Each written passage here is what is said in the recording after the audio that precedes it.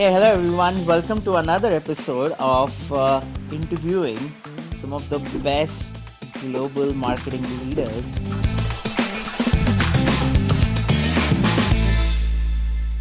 And in this SEO series, we've got a fantastic guest with us today.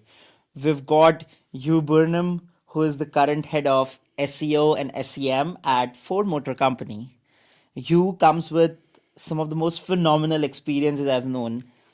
Before this, he was the head of SEO and SEM at Walmart. Before that, again, the head of SEO and SEM. It was just SEO at Walmart, not Oh, SEO. just SEO at Walmart. Yeah, Okay. yeah. And There you before that, just the head of SEO and SEM at HP for Snapfish. Yeah, that's right. And before that, also been a part of the SEO teams at Intuit and then multiple agencies around the board. You has seen it all. I mean, he's seen the more white colored, white font SEO snapping on the web pages to the backlinking era we all went through to now living the AI era. It's fantastic to have you on the show today. Yeah. I mean, I got a great chance to speak a lot to you off this recording, right? And I know so many things about you. You got one phenomenal story. I'm pretty sure you should write a book about it sometime later. But I think just for like a snapped version of the same for the audiences, Yeah. could you tell more about how did you land in SEO or in marketing? Because I don't think this is a skill that people learn in schools. It's something you acquire. And for someone like you who has got a phenomenal story of one immigration over here to the United States from Canada to you moving in organization to organization at that role in that scale of organizations, what's been your story like? I think everything from how you started to coming till here, love to know that. That's great. Thanks for having me. It's been a wild ride. It really has. I mean, I think back to, it was 1998, and I was actually the youngest guy in a union warehouse. And we were in a lunch break, our 15-minute break, and there was a newspaper on the table in 1998, and it was advertising at community college down the road about learning the internet. And I said to everyone, this thing is going to take off. This internet thing is going to be awesome. Yeah. And the reply back was, shut up and get back to work. And I literally cashed in what are called RRSPs, which you would know them in America as 401ks. Yeah, I cashed in 401ks, some yeah. RRSPs, and I went back to a 2-year certificate degree course. It was 2 years, and it was actually UX and UI. So I was actually learning Just to learn the internet. just to learn the internet, website design, and learning all the website design, how to do HTML, all that sort of thing. And I came out of it working for Mr. Fantastic. You know him and the Shark Tank and all that sort of stuff. I was working on the learning company doing UX and UI work on the menu systems, not just the software for the educational software, but just the menu and credit sides of the CD-ROMs for the learning companies, Mavis Typing Beacon, Reading Rabbit. There was a few other titles there. And we missed Gold Master on one of the titles we were working on, which means that before you could produce it and send it off to be a CD when they used to have CDs, there was a downtime. And one of the bosses at the company asked me, hey, I was looking for a company on a website called Northern Light. And there was a search engine called Northern Light back in the day. Wow. And I don't think the audiences know anything about Google, Safari, or Max Bing now. yeah, but it's hilarious. this is I an would area. suggest to anyone that wants to understand how Wild West it was back then, there's a fella named Bruce Clay. And if you go to bruceclay.com and look up, he has legacy interconnectivity maps of all the different search engines going back to 20 years ago. And it showed how everything was interlinked and powered each other. And it's very interesting to see. And Northern Light was one of these engines. And I had no idea what he was talking about. I was doing CD-ROM work with Shockwave and all that sort of stuff. And I phoned a buddy of mine that did gambling sites. Wow, they have some of the best SEO. Oh, they always have. They always have had. And I asked him, I said, what do you guys do? I heard you guys do that thing in the back, you know, that meta tag thing. Yeah. And he literally gave me 3 or 4 pointers of what to do with the website. And I implemented these And at the time, search engines didn't index like they do now. This one would index about every 3 months. It would do a recrawl. And I guess I timed it. It was just serendipity. I did the updates. It was crawled within a week or so. And the next thing you know, our website was ranking for software development Vancouver or something like that. We came out of nowhere to be top ranked. Okay. And that was the beginning of it, because no word of a lie, it was You about, became a hero in the company. well, it was like witchcraft, right? They didn't understand how this happened. And it was sort of like my IP, I'm not going to tell everyone how to do this, Yeah, man. of course. And sure enough, this is the best part. The first .com bubble burst around 2000, 2001, and my job was cut. So one of the first things you do is you go off and create a portfolio website to talk about what you did and all the stuff you worked on. And I did a whole case study about this company I worked for, talking about how I worked there, and I did all these software titles and worked with these tools and all that. And I actually, at the same time, they switched over. There used to be a markup language called Flash, or a software Flash, Macromedia Flash. They had flipped their website over to Flash.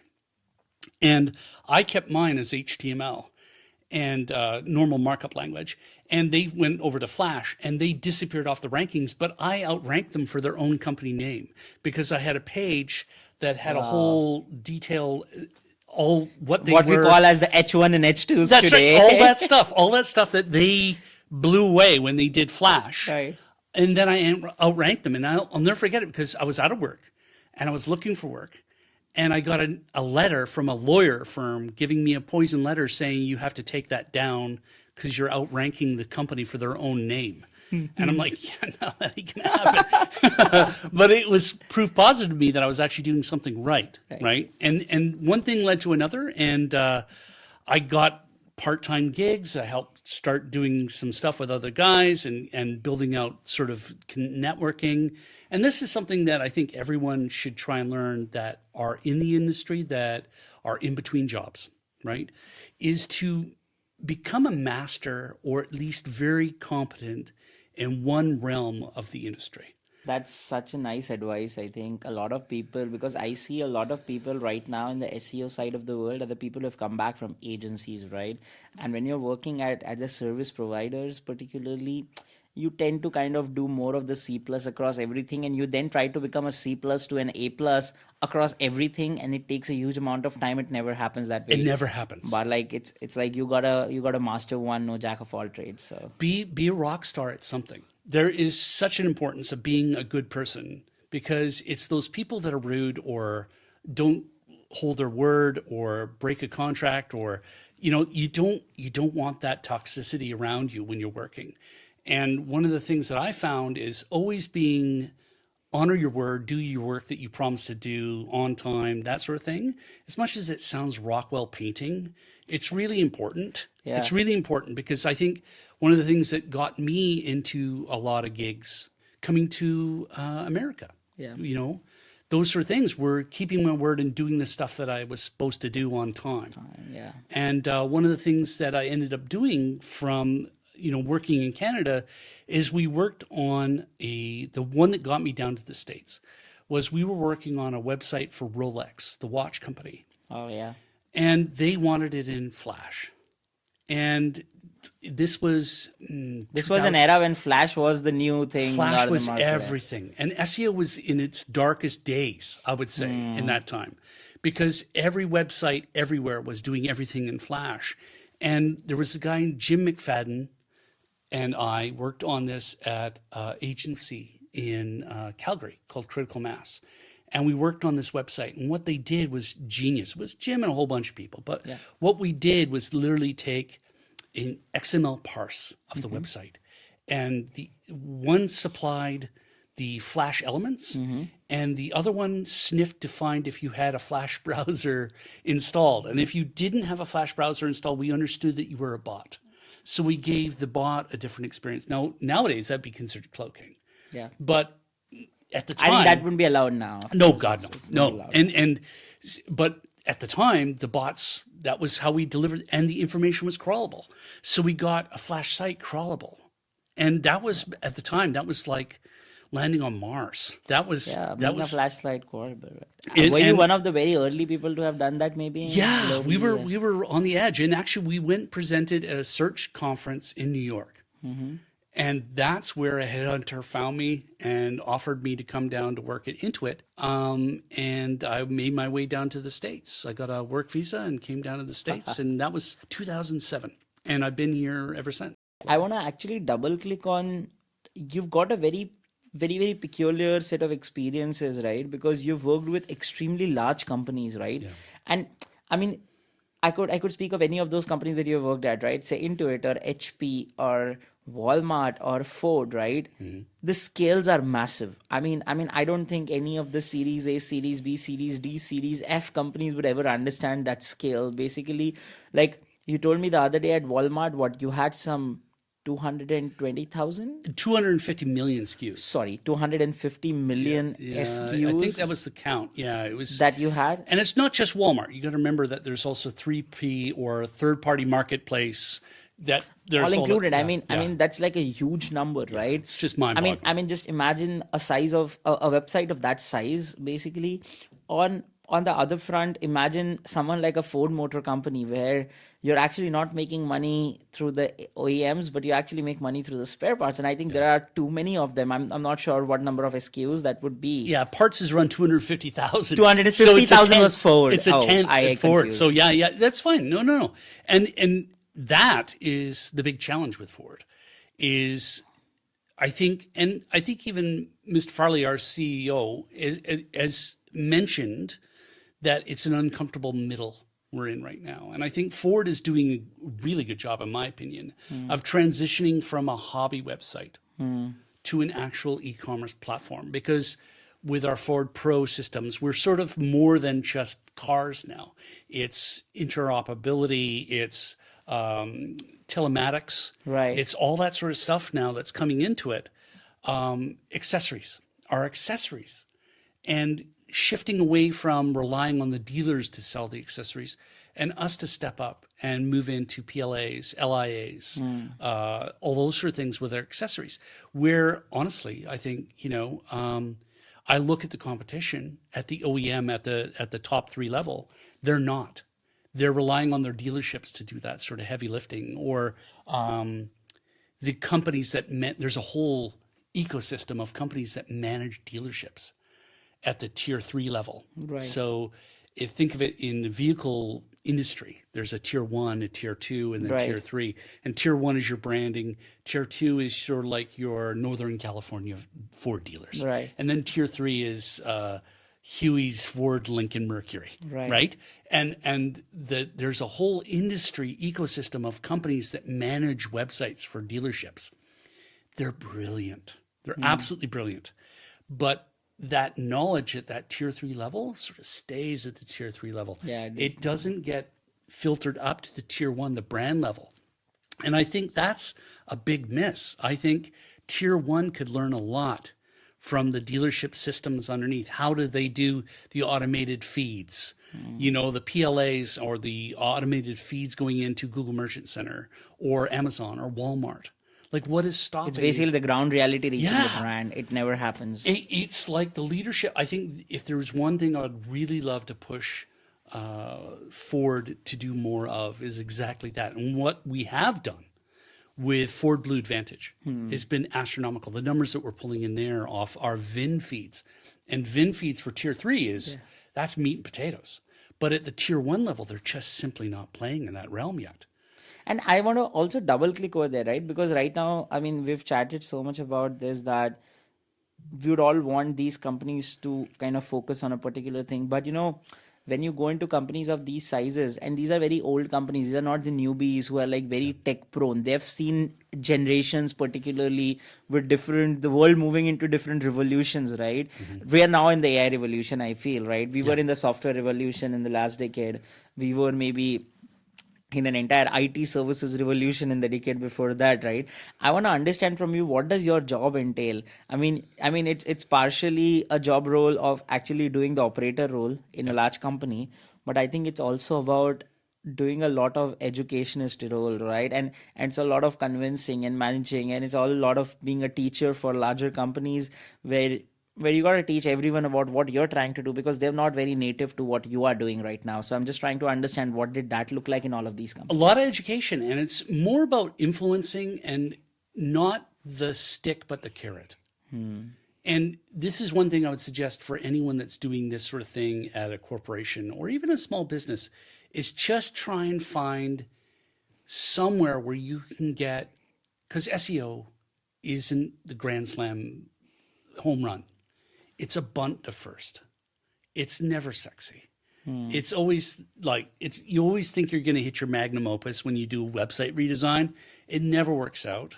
It's always small parts that work. And then they come to the SEO guy saying, you know what, can you please help me optimize this Yeah, we out? just did this website redesign and I went and looked for you and you're nowhere in Google. Why?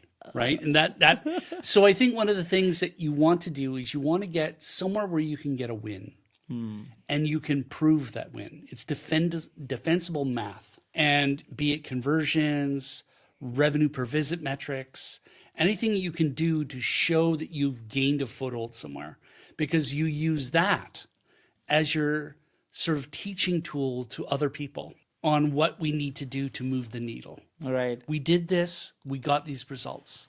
You know, like with AI, using structured data compliant tools in is something as simple as an FAQ. Putting structured data into an FAQ module and then seeing the AI bots, be it Perplexity, ChatGPT, all of them eat that up and present it verbatim of what you wrote down in your structured data. It's like manna from heaven, right? Because I know that there's going to be non-click search. I know that there's going to be consumers reading that AI element in Google or ChatGPT or wherever, but it's my narrative in there now. It's not someone else controlling my narrative. It's my information being shown. And that's what I need to have.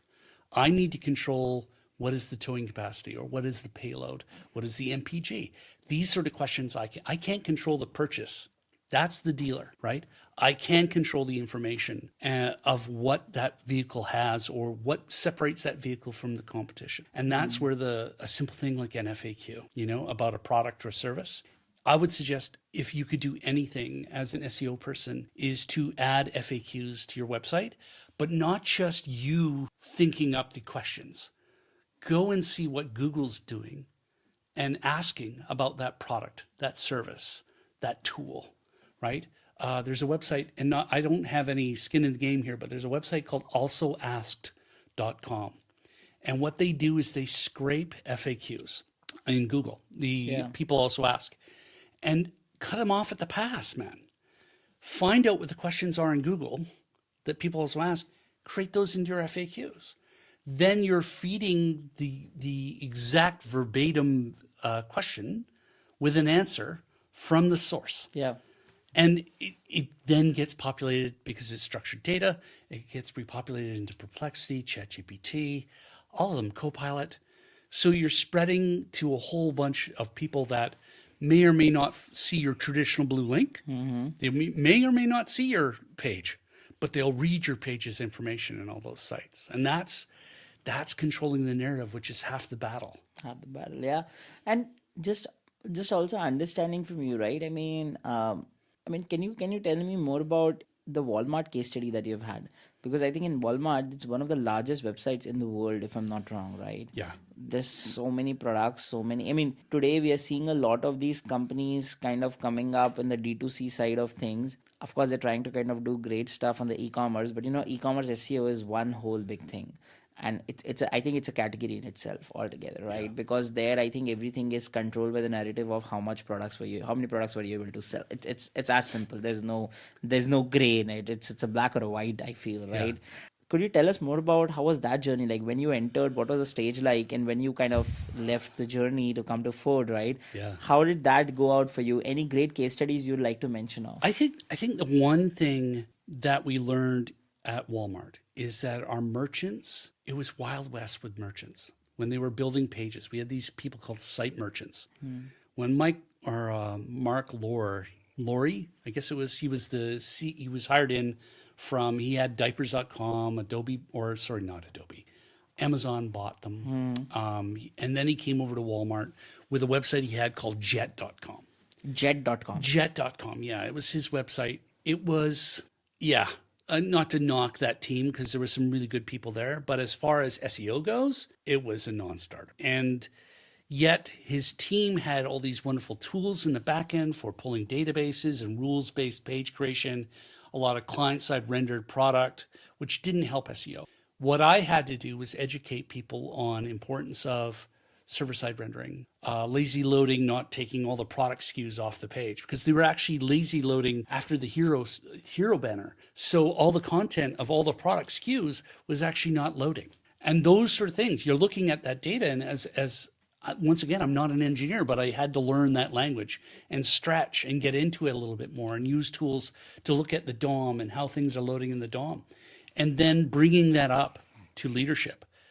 And it was always a challenge, man. It's almost Sisyphus, the guy that pushing the rock up the hill. Yeah. It's a lot of that.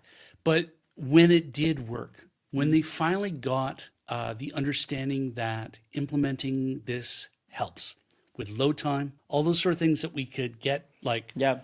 it, and then we started seeing ourselves rank our SKU pages ranking at a level that we had never seen before.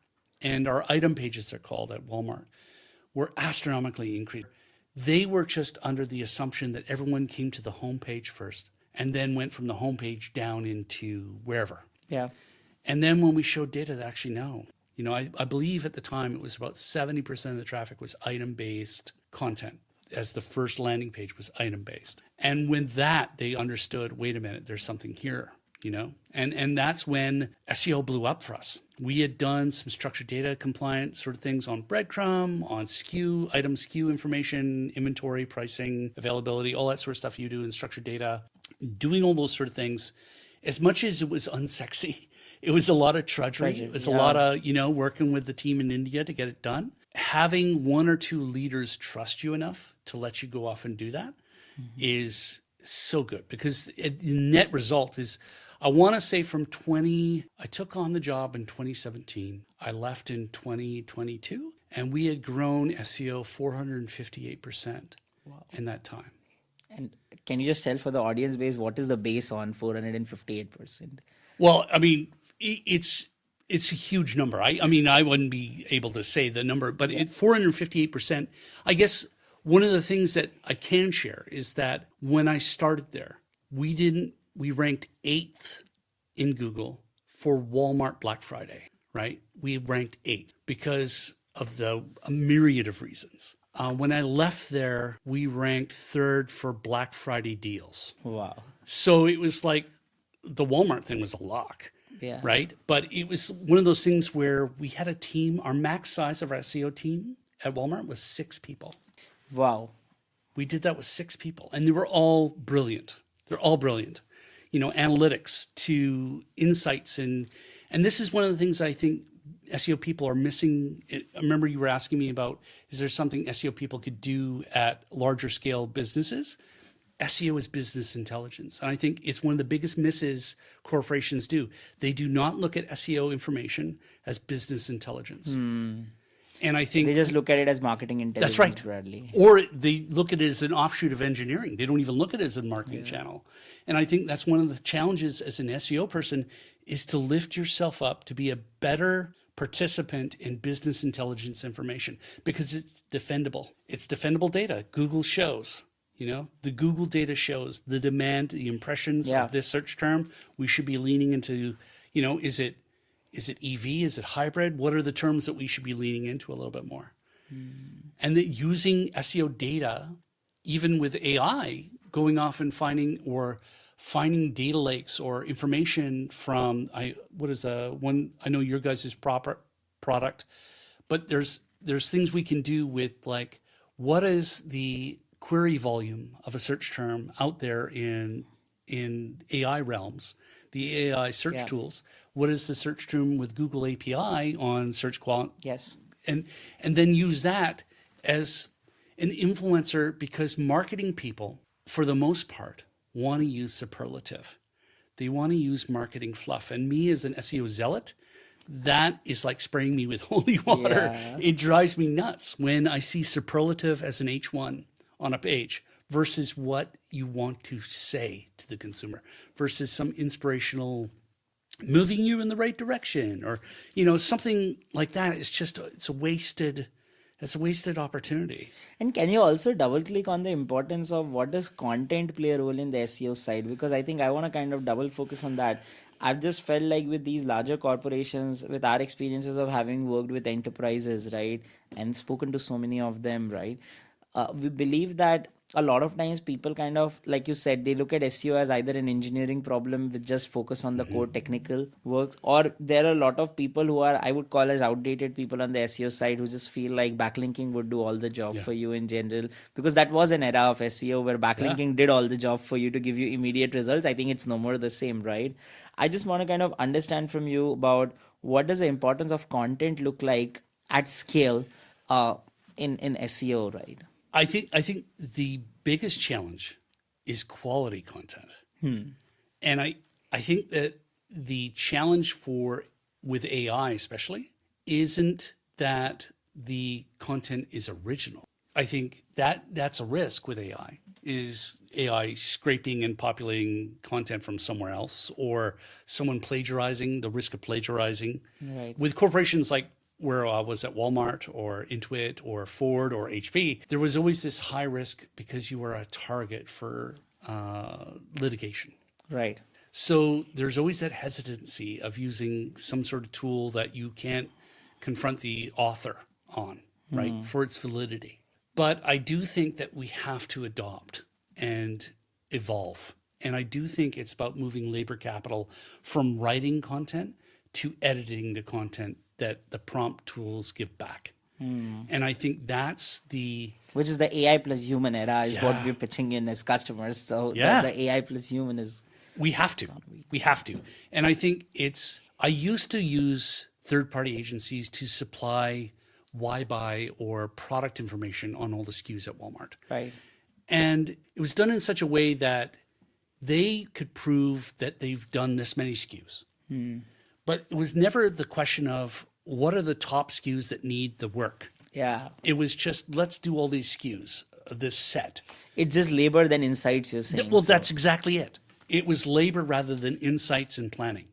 And I think as an SEO or SEM person, you are way more responsible for reporting up to leadership on what needs to be done and setting the tone at the wireframe as soon as possible.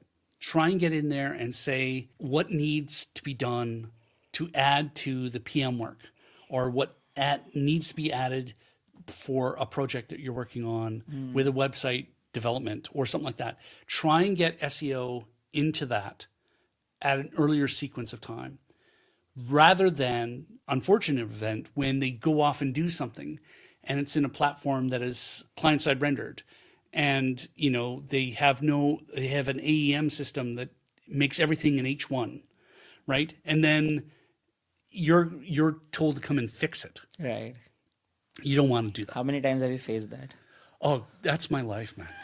That's my life. I'm not going to lie. And it's always a challenge. Your job title should be problem fixer. Yeah, well, I yeah. think. Yeah. That should be the thing. Explaining to management why something isn't ranking. But it's one of those things that as an SEO person, it's a challenge because you need to be in there. But the risk is you don't want to be Grandpa Simpson. Yeah. You don't want to be that guy that's always negative Nancy coming in there or Debbie Downer and saying how you'll never have kids. You don't want to be that person because they'll tune you out. Yeah. You have to come in there with a positive attitude. You have to be in there and be collaborative. You have to say and give and take. It's as much as I'm a zealot and I want everything HTML and I want everything server-side rendered. You got to give it up to client-side rendering for speed or efficiency. You got to have single source files supplying all the different pages so you don't have legal issues coming down the pipe. You don't want counsel on you, Yeah. right? There's all those sort of things. And you need to inform and instruct your web development teams on how to do those sort of things like why is lazy loading good in some sections and bad in others. It's more, I think one thing I'm learning now that I'm in the ending of my career, I've only got a few more years left, right? But one of the things that I'm learning much more now is try and be more collaborative. Try and understand when to die on a hill and when not to, right? Picking your battles, I think, is a challenge. But also, at the end of the day, you're all trying to do the best you can, Yeah. and not hold any grudges. Don't go down that road.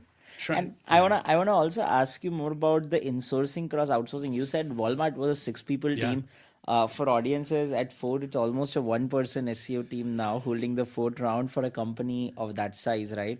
I wanna understand, how have you always thought about the insourcing cross outsourcing model for in general SEO and content together? I mean, I'm asking you a selfish question in our favor that way Yeah. around, but I can always ask you about how do larger companies think about it? Well, right now at Ford, we do a lot of we have a agency of record, WPP, and then they have a arm that does paid search. So we have a whole team that does paid search with managing campaigns and all that sort of stuff across tier 1, tier 2, and then we also have another agency that is under the umbrella of WPP that does SEO. And there's about I want to say 9 people on that team that help me out with all the other stuff. They work with all the business units at Ford to help them stay afloat, Yeah. and stop them from doing crazy stuff, Yeah. and all that sort of stuff.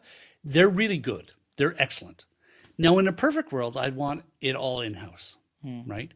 The challenge with Ford is that there isn't a click to conversion where there was at Walmart. And at Walmart, we could do click to conversion so we could prove our worth. And at the end of the day, and I think we've all experienced this as employees at a company, the value of you, sometimes you're just a blip on a chart, right? And there is, as much as, it stings, there's a lot of that, what have you done for me lately? The industry right now, there's a lot of, we've all seen it. We've all seen the layoffs. We've all seen the outsourcing going somewhere else or something like that. One of the things that's critical to have an in-house department is showing worth, showing that we are worth this much. Right. And that is better than what the cost would be to have an agency, pay an agency to manage it, right? I used to do SEO at Hyatt hotels back in the day. This is going back 2005. And we were agency, and another agency came in and pitched over us saying, no upfront cost, we'll just take a commission off every booking. And they got the gig. And I remember coming back from Chicago after losing getting the bad news. We got brought into Chicago on Wacker Boulevard there, and we're told, yeah, you're done. And I remember being really bummed, but also really amazed that someone had the gumption to go after having no upfront costs for all our SEO work. We'll just take a commission off every booking. The outcomes, I think I've realized this with Pepper as well.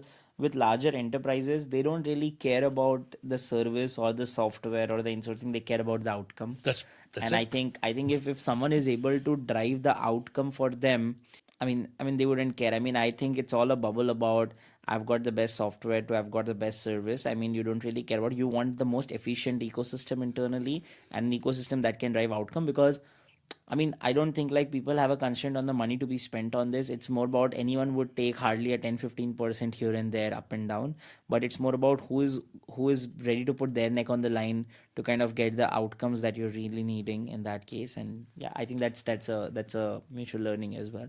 But I want to ask you the AI question, right? I mean, in this era of AI, just trying to understand, how are you looking at AI and usage of AI in the SEO processes at larger companies? I mean, do really people care about it? Do they really understand it? And from there, even if they do, right, everyone is the hype cycle still of AI, right? So how do you look at the AI era of SEO?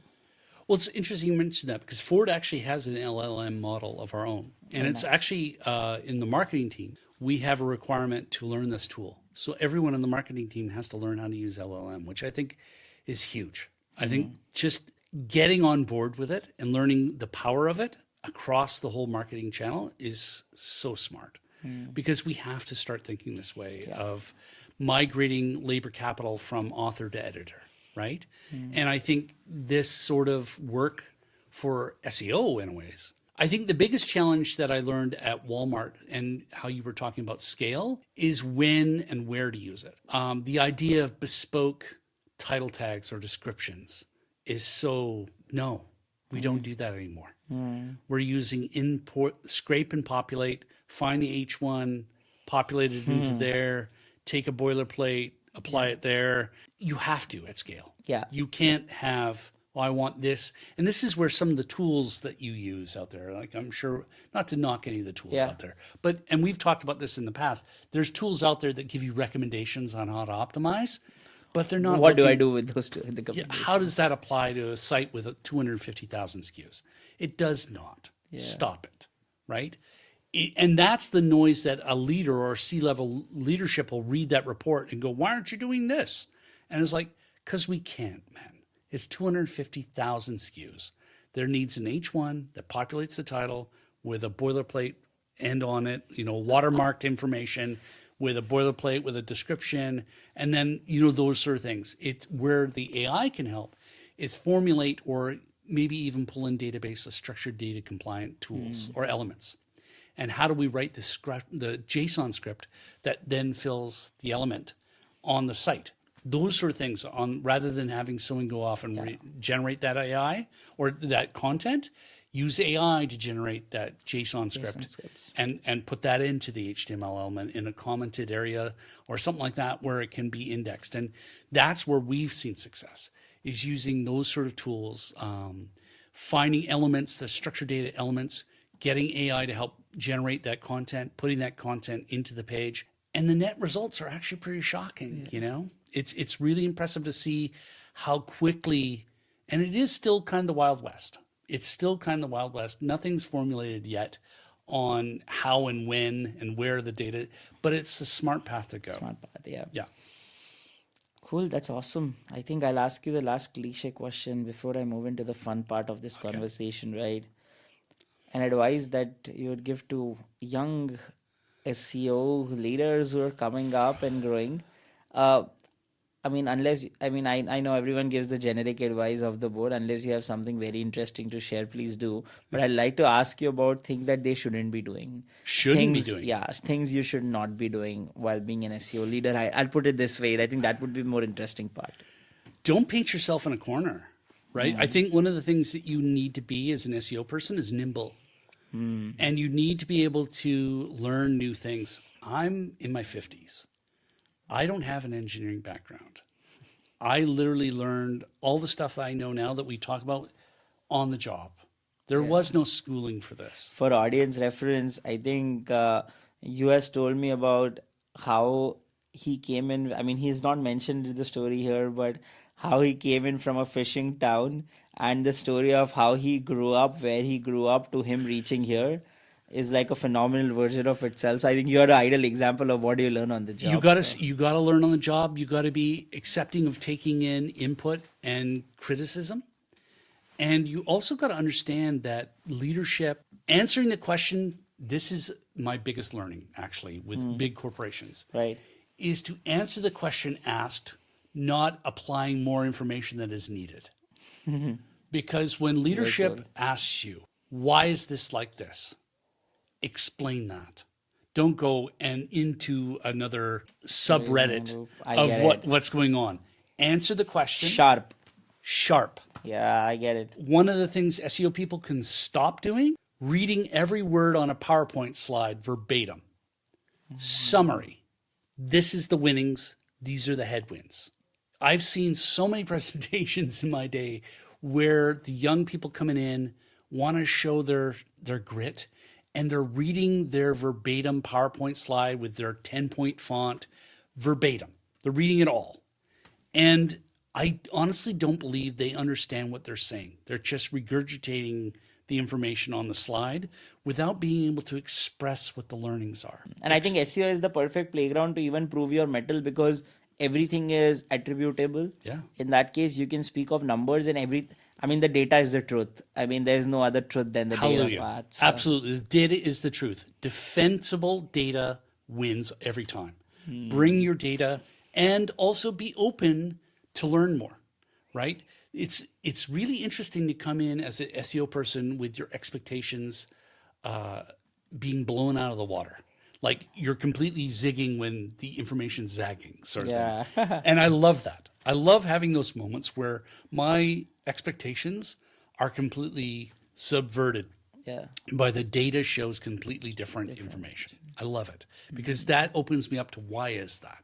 Why did I have these misconceptions of why the data would be a certain way? And do I have an unconscious bias, right? Do I have a previous thing that made me think that consumers want to do this versus that?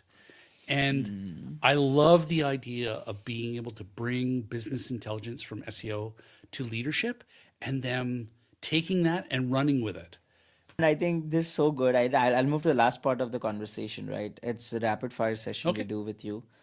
5 seconds for Sure. answering anything. Whatever comes on the top of the mind, you can just speak All it right. out. Let's go with the SEO part, right? I'll just ask you, what is the biggest SEO myth you have ever heard? Descriptions matter. Okay. Second one, given you work at Ford, if you get a chance to get one free car from Ford, what would that be?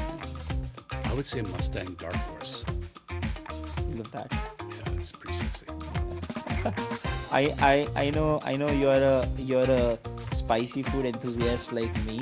We've eaten good food. Yeah. Favorite hot sauce?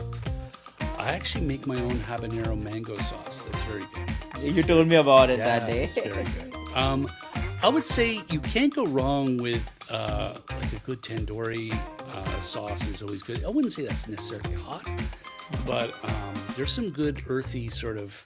I guess the challenge is, this isn't rapid fire. One of the challenges of hot sauce is that I think people make hot sauce to make it hot rather than being tasty. Tasty, yeah. I like the tasty, but I also like that something wrapping around your tongue as you eat it. And you're like, oh, okay, there's something there. Right? I like the habanero. Yeah. So, okay. If you weren't in SEO, what's the alternate career you would have had? It's interesting you mentioned that because my kids ask me that. Honestly, if there was that fork in the road in my life, I probably would have been a barber. A barber? I think I would have loved. You've not got a hair on your head. No, but it wouldn't be for me. It'd be for someone else. But yeah, it's like something about the That's kidding. social aspect of. No, it's so good. The social aspect of being a barber, being analog, and working with folks, and meeting folks, and engaging with And folks. speaking to them and knowing stories of so many people. Actually, now that you say, I realize it's fun. It does align with how I am. So I kind of think I would probably be a barber. If I Wow. wasn't doing I think you're the first person who's ever told me that they'd be a barber. Your humble brag. humble brag. I do a wicked roast duck. I probably do one of the best roast ducks I've ever had. Wow. That's that with your favorite sauce. No, I wouldn't do it. I actually do it with rosemary and garlic. And it's very good. That's nice. And last one, right? Now that you'll be completing your working career, particularly in a few years, Yeah. what's that one thing you'd want to do after that? What's the one career you're starting after that? I want to be a mentor. I think one of the things that, as you learn all this stuff, 20 plus years I've been doing this. Yeah. And I think I've been a good mentor to my team. I've had a lot of teams, I mean. I've known a lot of them, and you told me the other day they're doing phenomenal. They're doing great, I hope I've mentored them on what not to do. Or sorry, what to do versus what not to do. There's Yeah. a good Freudian slip. Because I think some people learn from bad managers on what never to repeat. I want them to repeat some of the good things that I've done. And I think that's the rub. I want to make sure that I've mentored someone along the line. At the end of the day, we all do a job. We try and do the best we can, work with other people, apply our trade, and hopefully make companies a lot of money, right? So hopefully I can do that. Capitalism for good. So. No, great. I think thanks for this.